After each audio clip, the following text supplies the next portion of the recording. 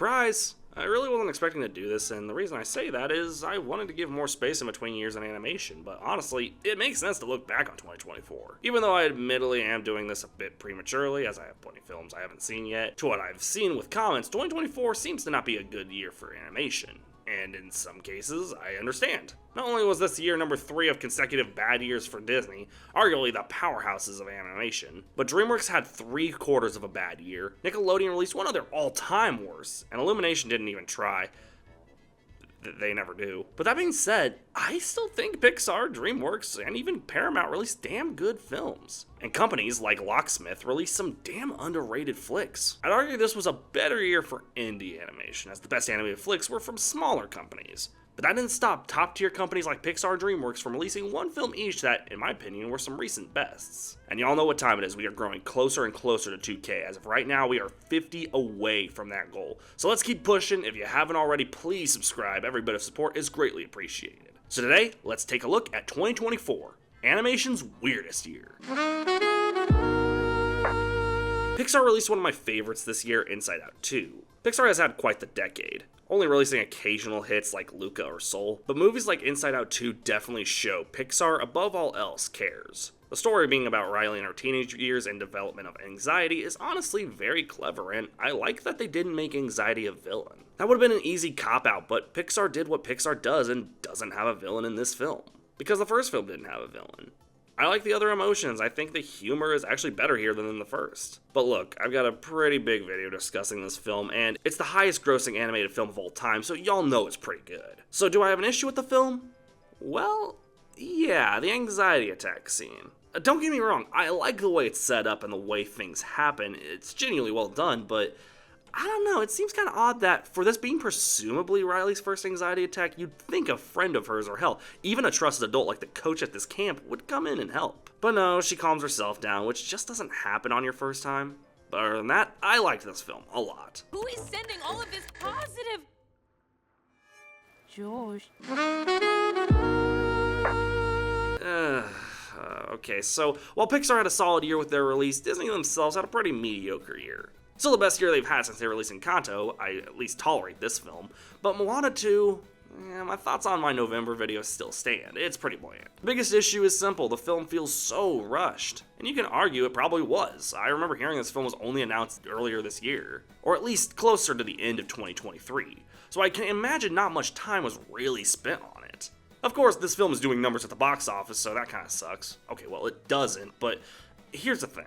Disney isn't going to take the absolute bombs that were Strange World and Wish and this doing such numbers at the box office as, oh, well, it just means we need to improve our stories and not rely on sequels. Have you ever watched a Disney movie? They are going to see Moana 2's big gross and say, oh, well, people just want more sequels. People don't want originality anymore. No, you put Moana on the fucking cover, of course people are gonna go see it. They like the first film. Without too much bitching, I should mention what I do like about this one. Though I really miss Lin-Manuel Miranda on the songs, and it shows that he wasn't really involved. The songs aren't, well, Wish. They're catchy enough. Beyond being this film's How Far I'll Go at least suffices. I like this Bat Lady. I think she's a good fake out, yet I also am kind of annoyed that after they leave her, they never address her again. The Kakamora being back is at least fresh considering this time one of them joins Moana and her crew. They're not just a side threat. To my surprise, the side characters aren't as bad as I thought they'd be. Yeah, the Maui fanboy mentioning fanfiction is like lame, like really lame. And I have no idea what they're doing with Bowie Jane from Big Brother 25 if she was obsessed with boats. But they don't distract, they're just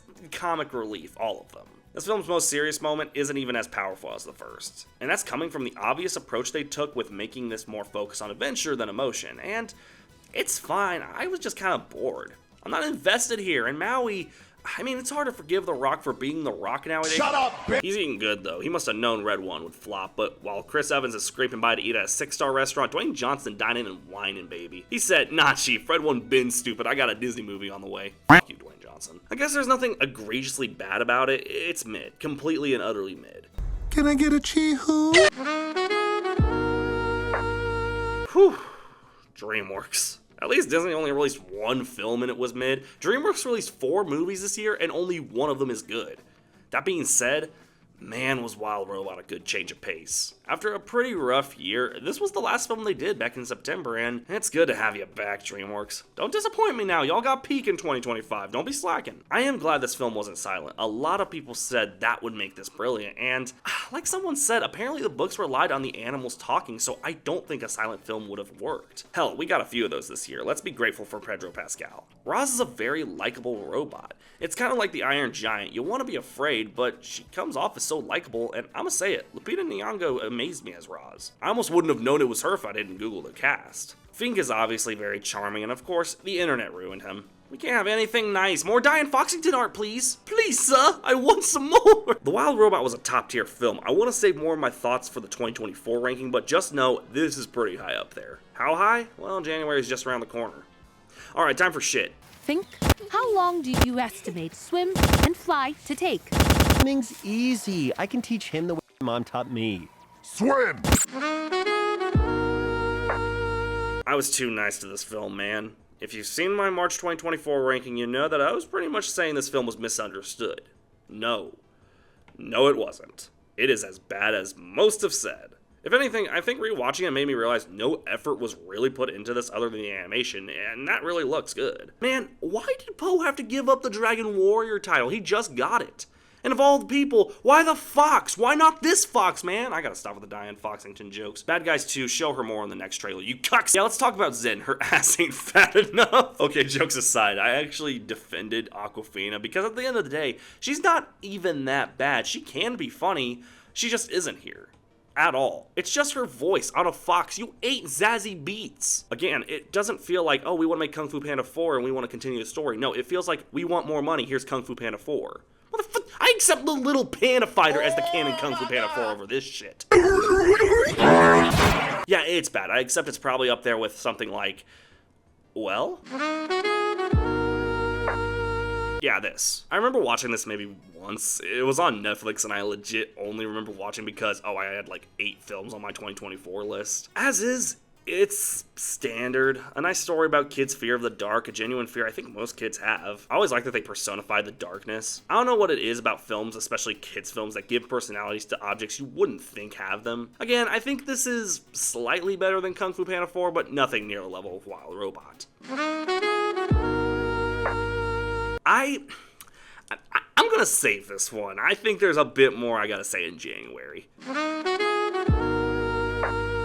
I've already discussed this one in my Nickelodeon movie review, so I should mention Saving Bikini Bottom has one major problem. It shows exactly why people gave up on SpongeBob. The humor is god-awful. The animation isn't even that charming. I remember Sponge on the Run had similar animation. I just didn't understand the approach here. When the old PS2 Battle for Bikini Bottom looks better than a film released 20 years after it, you already know there's a problem. Making Sandy the main character wasn't a bad idea at all, but the issues stand that the writing was just not good. Nickelodeon has had worse movies, but this is still in my top 10 worst Nickelodeon films of all time, trust.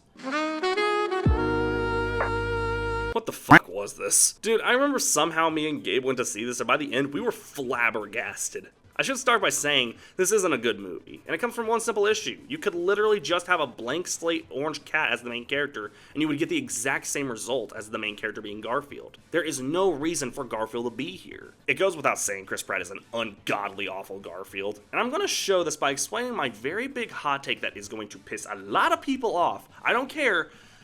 I didn't mind Pratt as Mario in the Mario movie. Okay, don't get the electric chair out of here, damn it! Pratt isn't a good Mario either, but his voice doesn't distract. It kind of feels like he's playing off of what, say, the Mario cartoon setup. Mario having a kind of Brooklyn accent, and that makes sense, he's in Brooklyn here. Pratt wasn't distracting as Mario, and they cleverly showed why he works and someone like Charles Martinet, the original voice, wouldn't have. I say this because here, he's just using his voice. It gets very distracting very easily. And like I said, you could have called this the Heathcliff movie and it would have been the same thing. It's not really tailored to be a Garfield movie. That being said, this movie is actually ironically really funny. Like, most of the film is so fast-paced and stupid that I couldn't help but chuckle. This movie, for the most part, sucks. It's not very good. But if you can see it in your heart, there are funny moments that are just Come and take a look and see what we got. so ridiculous. You've seen the Lego movie, you've seen the Lego Batman movie, and most of you probably don't recognize the Lego Ninjago movie. That's okay, that one was alright. But regardless, get ready for the Lego Pharrell Williams movie. when it was time. Piece by Piece is weird, but like Robbie Williams' upcoming biopic Better Man, I at least appreciate this biopic is unique. Yeah, sure, I have a video literally talking about how biopics are going downhill, but with movies like this, I do think there's hope. The best part of this is obviously that there's no Lego Diddy. That would have just been uncomfortable. Diddy, come on out. I think the funniest part is that before me and Gabe saw this film, I remember telling Gabe that it would have been funny as fuck if they just had Lego Minions, because Pharrell obviously did the soundtrack for those movies. But I didn't actually think they just put them in. That was fucking hilarious. I was lucky no one else was in the theater, because I was worried that in the case the film did that, my social anxiety would have prevented me from laughing as hard as I did. It's good, nothing too special. If you like the Lego movies of the past, this one will definitely be different, but I still recommend it. This was a tragic story in the making. The fact that Paramount almost fumbled the bag this badly and this film almost bombed hugely. If I'm not mistaken, the film found life later on in theaters, and to my knowledge, it's doing wonders on streaming. But regardless, they could have messed up what is, to me, the best Transformers movie. It's pretty sad that all these movies exist, yet the animated one with such awful trailers and advertising is the one that made the biggest splash. As many have pointed out, the biggest thing here is the relationship between Orion Pax and D16. D16! The way they do this "they were brothers before they were enemies" thing, I thought it would be lame, but it kinda emphasized with both sides here. Orion just wants to help his friend, but often gets in his way. And D16 is tired of having to save Orion's metallic ass. Pair that with this film's really good sense of humor, genuinely great animation, and all-around great story, and yeah, y'all lucky this film found new life. We almost had it out, Paramount. Well, we're gonna go.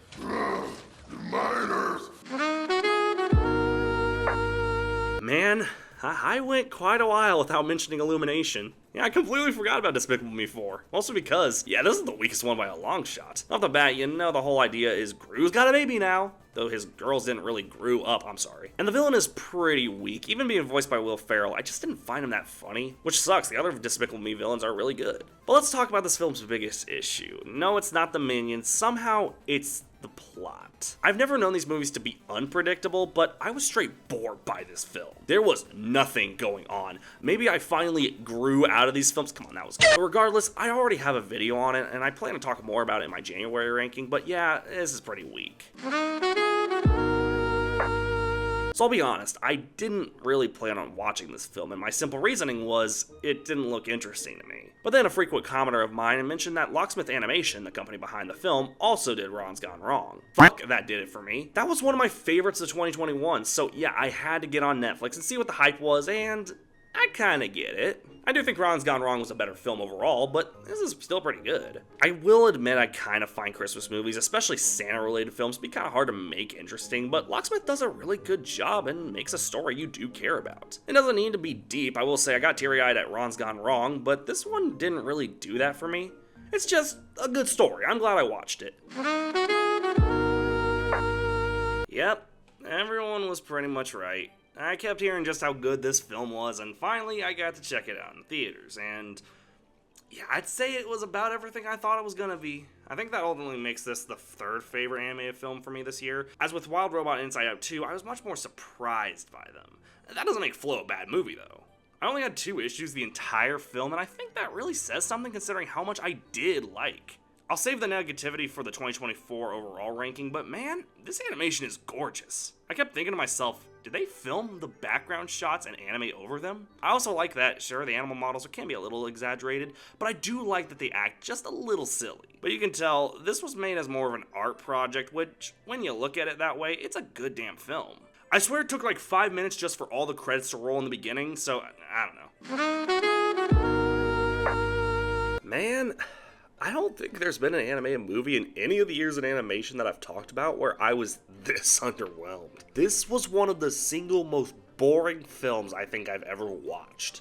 Don't get me wrong, it's not awful. I acknowledge this isn't even cusping at the top 3 worst animated films of the year, but man, I saw those trailers and thought this could be like one of the best of the year. I guess that's my fault for expecting such a masterpiece from the studio that made Osmosis Jones. And as you guys probably know, I'm not the biggest fan of Warner Brothers animation, but War of the Rohirrim was just boring. For being such an epic tale of war and strife, there's almost nothing interesting in it, aside from the animation, which, yes, is very gorgeous. Well, there's plenty of gorgeous animated films this year. I'd argue that's almost a theme. But there is a difference between gorgeous animation with substance, something like Flow or Wild Robot, and gorgeous animation with no substance, something like Kung Fu Panda 4 or Moana 2. You have to have strong elements behind the good animation to ensure audiences can stay engaged. This sadly doesn't do what Wild Robot and Flow did, and such, it becomes boring. That's a good word for it, boring. It's not ungodly awful, but it's one of my most underwhelming films of the year. Alright, and here are the films that I didn't get to watch or I'm planning to watch in the future, and I'm just going to mention them here. The two that I still need to watch are Robot Dreams and Memoir of a Snail. I'm not able to watch them just yet, I'll get around to them. The ones I'm not planning to watch: Spellbound, Hit Pig, 200% Wolf, The Tiger's Apprentice, Watchmen Chapter 1, Ultraman Rising, Thelma the Unicorn, and Gracie and Pedro Pets to the Rescue. Actually, I want to talk about that last one. All the other ones I wouldn't give two fucks about, but I gotta talk about how Gracie and Pedro Pets to the Rescue pissed me off. So if you don't know, the AMC I live near often does movies that will only do numbers financially. It's a smaller theater and they don't really charge that much for tickets, so obviously they gotta make that up with films people will see. But if they have open slots, they'll usually get movies that surprise me. For instance, I didn't think I'd get to watch Kneecap, I didn't think I'd get to watch Flow or Y2K, but here we are. So when this film came to my theater, it released on November 15th, though I realized it was a little earlier for other theaters, I don't know. And the reason I was excited for November 15th was because A Real Pain was supposed to release more widely that weekend. It initially released beginning of that month, but it was a limited release. So I was really excited to finally watch the one festival film I hadn't seen yet, and what do I find out? Oh, guess what? We're not getting that movie, but we do have 5 showtimes for the 2 kids who want to see Gracie and Pedro Pets to the fucking Rescue. F this movie, good night.